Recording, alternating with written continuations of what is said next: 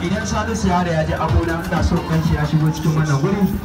Salisu Yara na Hamisu Bureka idan ya je amona da Allah ina so ga ta. Idan amarya da ango suka tashi a tare to ina ga tagwaye za su yi ba.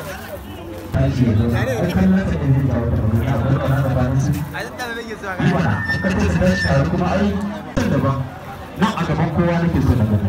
Ciki da shi ba. Ka gane? Kin ji sabon amarya. Dago kan ki gani. Dan dago ka da. Kai ta so a haka. Ango kai sa amarya ta so mu gani. Idan Salisu Yaro ba shi ba ke shigo mun cikin wannan guri. Ta so mu gani.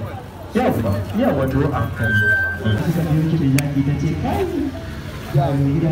Ba ga wata dora mana waka ka ga wallahi. Sunana AAY yaran Kano kuma na zo ne daga unguwar Dorayi domin taya ango murnar wannan biki nasa da zai shiga daga ciki, kuma muna fatan Allah ya kawo na 'yan baya. Every single I drop is a hit. Even though I write some ghetto, but still I got pull up a ghetto. Dole a ce a sa maka wannan waka. Na gode.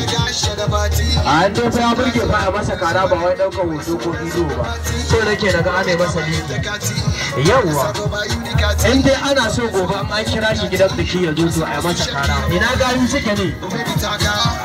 Ina gayin suke a zo a masa kara mana. Na gode. Yi mana an koyi na fara. Ba fa a masa kara.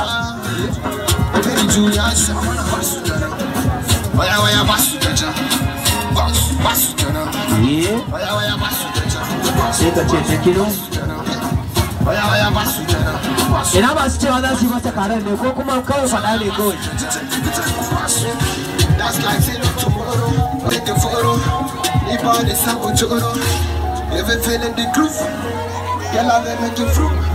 Let's reality need us. Muje mana DJ.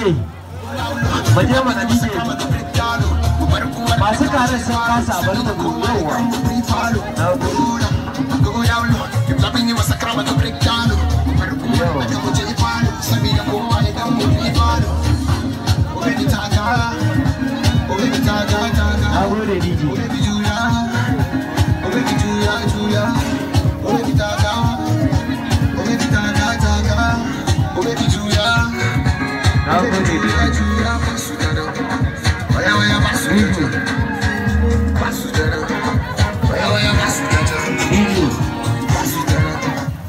Na gode.